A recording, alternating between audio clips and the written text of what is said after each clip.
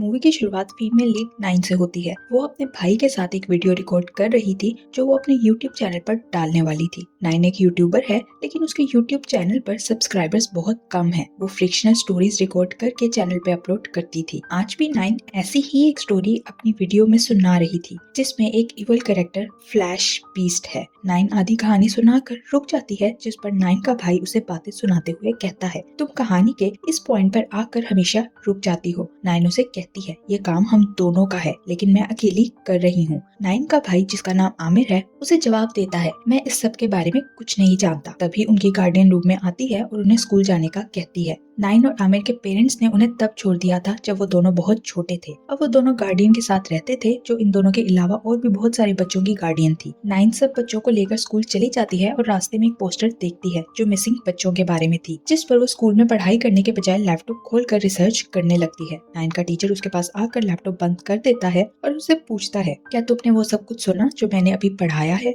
इससे पहले 9 कुछ कहती, क्लास खत्म होने की बेल हो जाती है। क्लास के बाद 9 अकेली बैठकर अपनी स्केच बुक पर स्केचिंग करने लगती है, जब एक स्टूडेंट आकर उसकी स्केच बुक लेकर उसका मजाक उड़ाने लगता है। 9 उससे स्केच बुक लेकर वापस जाने लगती है तो वो स्टूडेंट 9 को धक्का देकर जमीन पर गिरा देता है। ये देखकर आमिर चिल्लाता हुआ वहाँ आकर उस स्टूडेंट के साथ लड़ने लगता है और इस लड़ाई में वो जख्मी भी हो जाता है। आमिर घर जाता है तो उसकी गार्डियन उसके जख्मों पर दवाई लगाती है। तभी उनके स्कूल में एक टीचर आती है और गार्डियन को 9 के बारे में बताती है कि उसका नाम सस्पेंशन लिस्ट में डाल दिया गया है। टीचर कहती है, अगर 9 का बिहेवियर स्कूल में ऐसा ही रहा तो उसे स्कूल से निकाल दिया जाएगा। फिर वो 9 का मेडिकल चेकअप करवाने का कहती है तो गार्डियन कहती है, 9 बिल्कुल ठीक है, उसे मेडिसिन की जरूरत नहीं। टीचर कहती है, ये लास्ट वार्निंग है, इसके बाद हम 9 को स्कूल में बर्दाश्त नहीं करेंगे। टीचर के जाने के बाद गार्डियन 9 को समझाती है कि तुम्हें क्लास में बैठकर इंटरनेट यूज नहीं करना चाहिए। तो 9 उसे कहती है, मैं अपने पेरेंट्स को ढूंढने की कोशिश कर रही हूँ। गार्डियन 9 से कहती है, तुम्हें एग्जाम में अपने ग्रेड्स को ठीक करने चाहिए क्योंकि वो कम हो रही हैं। गार्डियन कहती है, तुम्हें बस कुछ दिन और इस स्कूल में जाना होगा, फिर समर ब्रेक आ जाएगी। लेकिन 9 अब स्कूल जाने के लिए तैयार नहीं थी। 9 गार्डियन की बातों से परेशान थी तो आमिर उसे उदास देखकर उसका मूड ठीक करने की कोशिश करता है, लेकिन 9 उसे कोई रिस्पॉन्स नहीं देती। तो आमिर कहता है, हमें आज वीडियो रिकॉर्ड करनी थी, लेकिन 9 चुपचाप अपने रूम में जाकर रोने लगती है। अगले दिन 9 के घर उसका टीचर आता है।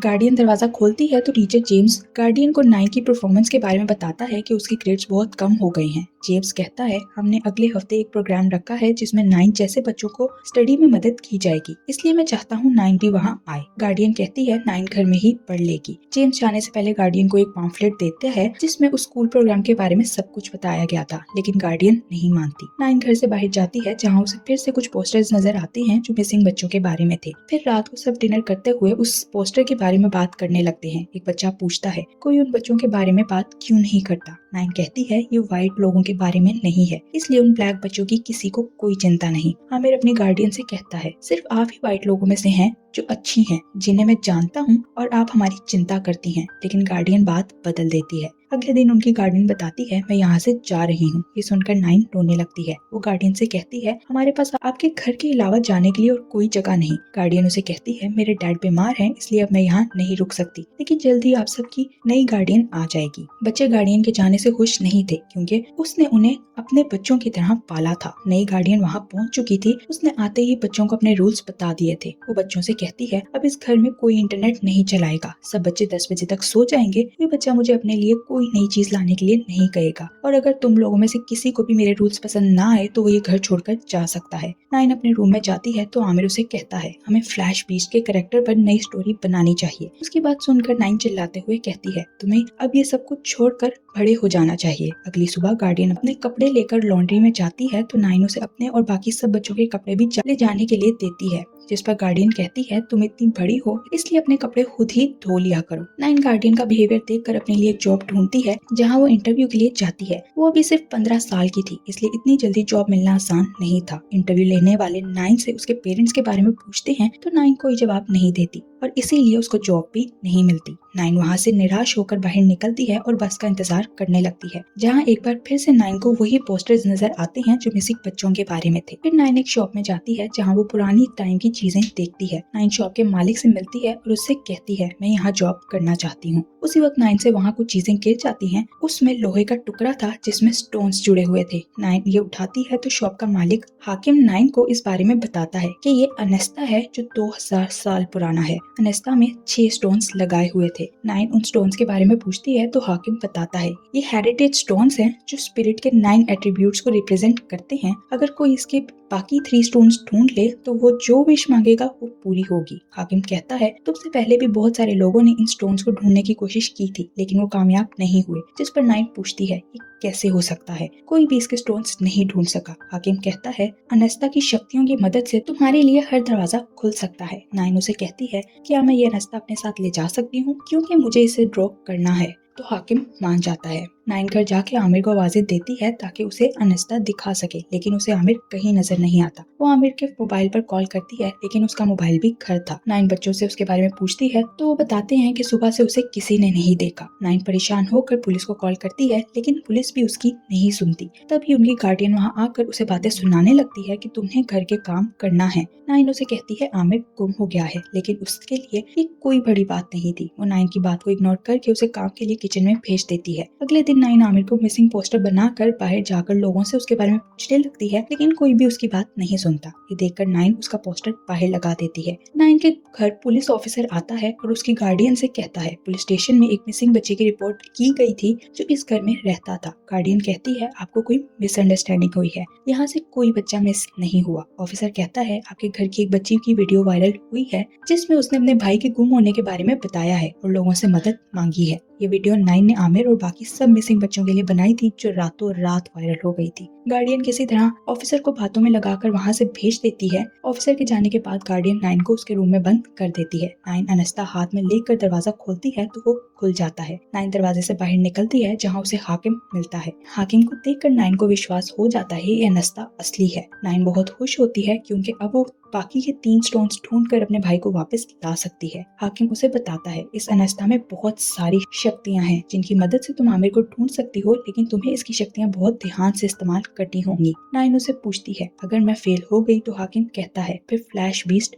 मजबूत हो जाएगा। फ्लैश बीस्ट का नाम सुनकर नाइन शॉक्ड हो जाती है क्योंकि ये उसकी फ्रिक्शनल स्टोरी का कैरेक्टर था। हाकिम उसे कहता है फ्लैश बीस्ट फ्रिक्शनल स्टोरी का कैरेक्टर नहीं बल्कि असली कैरेक्टर है। नाइन उससे पूछती है मैं अनस्ता के बाकी 3 स्टोन्स कैसे ढूंढूं? तो हाकिम कहता है अगर तुम वो ढूंढने के लिए तैयार हो तो वो तुम्हें खुद ही मिल जाएंगे। फिर हाकिम वहाँ से गायब हो जाता है। अगले सीन में नाइन किसी और ही दुनिया में पहुंच जाती है जहां उसे एक डरोना आदमी नजर आता है जो नाइन से पूछता है क्या तुम स्टोन्स ढूंढ रही हो? तो नाइन हाँ कहती है। वो नाइन को कहता है मैं तुम्हारी मदद करूंगा और उसे अपने साथ ले जाता है। कुछ दूर जाने के बाद नाइन उससे पूछती है स्टोन्स कहाँ है, लेकिन वो कोई जवाब नहीं देता। वो नाइन से अनस्ता मांगता है लेकिन नाइन मना कर देती है। नाइन के पीछे खड़े 2 आदमी जो उसी डरोने आदमी के बंदे थे नाइन को पकड़ लेते हैं। नाइन किसी तरह खुद को उनके चुंगल से निकाल कर वहाँ से भाग निकलती है। वो आगे बढ़ती है तो उसे शेर नजर आते हैं जिन्हें देखकर नाइन अनस्ता हाथ में पकड़कर आंखें बंद कर लेती है। कुछ देर बाद जब वो आंखें खोलती है तो वो शेर उसे नजर नहीं आते। नाइन अनस्ता को देखती है जिस पर 7 स्टोन्स हो गए थे। उसे हाकिम की आवाज सुनाई देती है जो नाइन से कहता है ये स्टोन तुम्हारा हुआ। फिर नाइन एक दरवाजे से वापस अपने रूम में चली जाती है। नाइन के घर ऑफिसर दोबारा इन्वेस्टिगेशन के लिए जाता है। इसी बीच उसे कॉल आती है जिससे उसे पता चलता है पुलिस को एक बच्चे की डेड बॉडी मिली है और पुलिस को विश्वास है कि ये आमिर है। ऑफिसर नाइन और गार्डियन को लेकर तुरंत वहाँ पहुँचता है। नाइन बच्चे की बॉडी को देखती है तो सुकून का सांस लेती है क्योंकि ये आमिर नहीं था। नाइन उसे देखकर वहाँ से भाग जाती है। उसके जाने के बाद उसकी गार्डियन एक लेडी ऑफिसर वनीसा से बात करती है। वनीसा को ऑफिसर ने आमिर के केस की इन्वेस्टिगेशन के लिए नाइन के घर पे नजर रखने के लिए कहा था। गार्डियन वनीसा को नाइन की 2 साल पुरानी रिपोर्ट दिखाती है और उसे कहती है नाइन को नींद में चलने की बीमारी है, इसलिए मैं चाहती हूँ ये जल्द से जल्द मेरे घर से चली जाए। नाइन अकेली निकलती है और तभी उसके पास एक गाड़ी आकर रुकती है। गाड़ी में 2 लड़के बाहर आकर नाइन को जबरदस्ती गाड़ी में ले जाते हैं। नाइन चिल्लाने लगती है लेकिन गाड़ी में मौजूद वनीसा नाइन को इंजेक्शन लगाकर बेहोश कर देती है। नाइन अंधेरे में खड़ी आमिर से बातें करती है। वो आमिर से पूछती है तुम